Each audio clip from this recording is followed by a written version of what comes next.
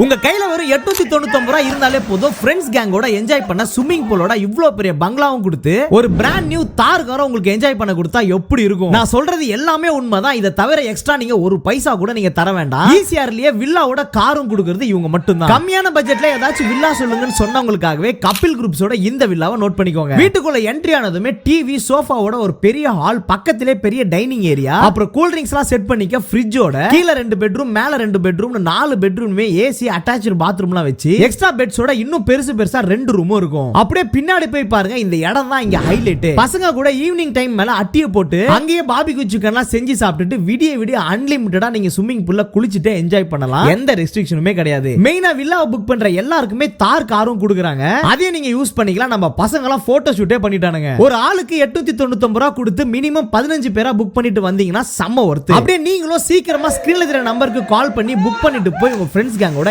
Enjoy பண்ணுங்க.